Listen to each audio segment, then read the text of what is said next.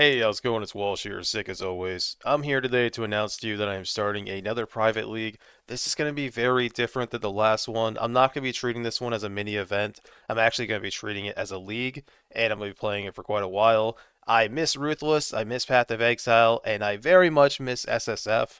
The biggest, I don't know what word to use here, but the main thing that diminishes my enjoyment when doing one of these private events is trade is just so powerful. It takes away so much of what I love about Ruthless.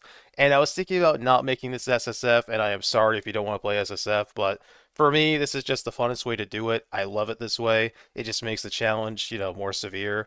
But anyway, let's talk about the rules.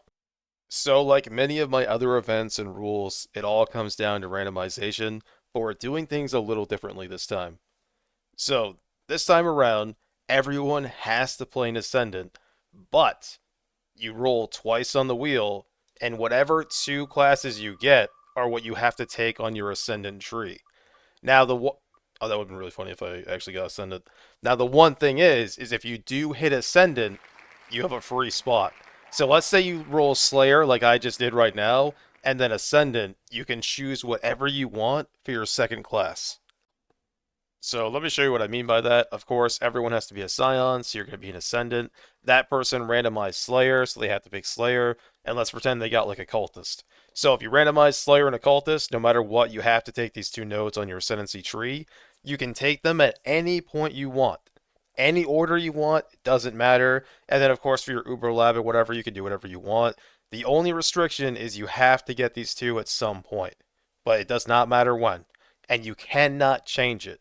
You can't, like, for example, level up with Warden or something like that. You can only use the two you have. So, during our last event, when you hit level 90, you could actually re-roll everything. It's going to be a little different this time. If you do happen to hit level 90 on your Scion, you are allowed to re-roll into any one of the two characters you randomized for your tree.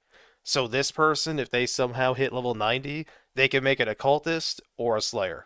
Now, the one exception to this is Gladiator. If you do randomize Gladiator, you are allowed to take the node. That is okay, but you cannot reroll into a Gladiator itself.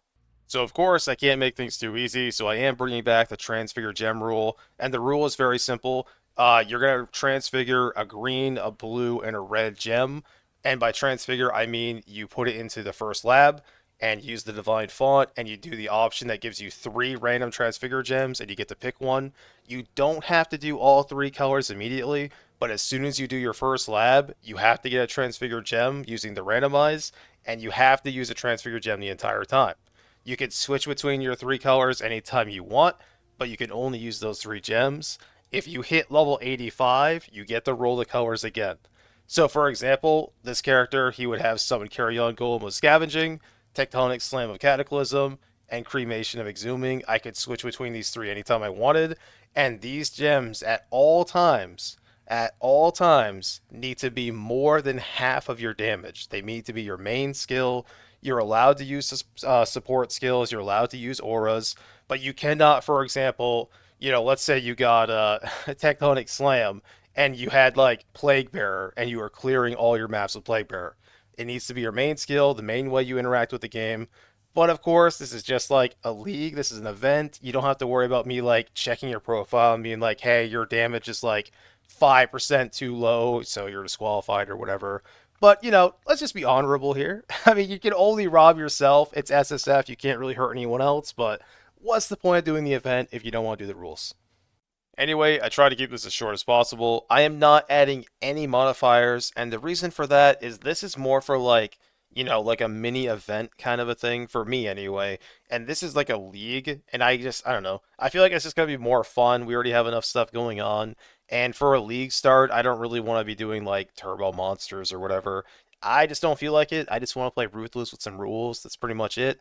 Anyway, though, once again, the league will be starting February 7th, so this coming Friday, 10 days from when I'm about to post this video. If you can help crowdfund this, I would really appreciate it. If we don't get enough to crowdfund it by like Monday or Tuesday, I can definitely make it work, but I can't go much past that. I'm going to make a forum post, a Reddit post. If you have any questions, please feel free to ask me.